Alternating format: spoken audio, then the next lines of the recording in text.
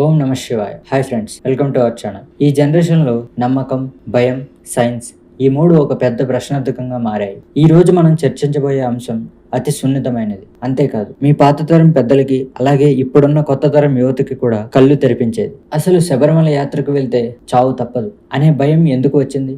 అదంతా ఏ స్వామి శాపం? ఆత్మజ్ఞానం కోసమే 41 రోజుల కఠిన దీక్ష, కఠినమైన కొండ మార్గాల్లో ప్రయాణం. పూర్వకాలంలో రోగనిరోధక శక్తి తక్కువగా ఉన్నప్పుడు ఈ కఠిన నిబంధనలను పాటించకపోతే అస్వస్థత, ప్రాణాపాయం ఉండేది. మన పూర్వీకులు ధర్మాన్ని ఒక రక్షణ కవచంగా చెప్పారు. ఆ భయం వెనుక ఉన్న సైన్స్ క్రమశిక్షణ. అదొక ఆధ్యాత్మిక శక్తి కేంద్రం. దేవుడు శిక్షించడు, మన అజాగ్రత్తే శిక్షిస్తుంది. అలాగే నదుల్లో పవిత్ర స్నానాలు, గంగా, కృష్ణలు మునిగి తేలితే పాపాలు పోతాయంట. మరి ఇప్పుడు అదే నదుల్లో స్నానం చేస్తే చాలు కొత్త వ్యాధులు, వారం రోజులే ప్రాణాపాయం అంటున్నారే, ఇదేం మిస్టరీ? దీనికి దేవుడు కోపం కారణం కాదు. మనం వదిలిన ప్లాస్టిక్, ఫ్యాక్టరీల వ్యర్థాలు, రసాయనాలు, మనం పవిత్రంగా భావించే ఆ నీటి తల్లిని మనమే విషంగా మార్చాం.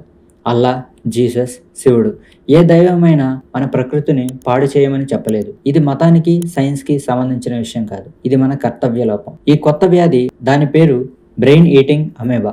ఇది ఎలా సోకుతుంది? మీరు స్విమ్మింగ్ పూల్స్, సరస్సులు లేదా చెరువుల్లో స్నానం చేసినప్పుడు కలుషితమైన ఆ నీటిని ముక్కు ద్వారా పీల్చినట్లయితే ఆ అమీబా నేరుగా ముక్కులోని నరాల ద్వారా మెదడులోకి ప్రవేశిస్తుంది. ముఖ్య గమనిక: నోటి ద్వారా ఏదైనా నీరు తాగితే అది సోకదు. ఇది కేవలం ముక్కు ద్వారానే ప్రవేశిస్తుంది. అయ్యప్ప భక్తులందరికీ నా ఒక్కటే విన్నపం: దయచేసి నీటిలో మునిగేటప్పుడు ముక్కు ఇంకాస్త గట్టిగా 1 సెకండ్ కన్నా తక్కువే మీరు పట్టుకొని ఉంటే నీటిలో నుంచి బయటకు వచ్చినప్పుడు అది చాలా సూక్ష్మంగా ఉంటుంది. అది మీ లోపలికి ప్రవేశించకుండా ఉంటుంది. దయచేసి అయ్యప్ప భక్తులందరికీ ఇదే నా విన్నపం. నీటిలో మునిగి పైకి లేసేటప్పుడు దయచేసి ముక్కుని గట్టిగా మూసుకొని మునకలు వేయాలని చెప్తున్నాను. అప్పుడే వైరస్ సోకకుండా మీరు క్షేమంగా ఉంటారు. ఈ వీడియో చూస్తున్న మీ అందరికీ నాది ఒకటే ప్రశ్న: శబరిమల దీక్షలో నల్ల దుస్తులు ధరించడానికి గల అసలు ఆధ్యాత్మిక సైంటిఫిక్ కారణం ఏంటో మీకు తెలుసా?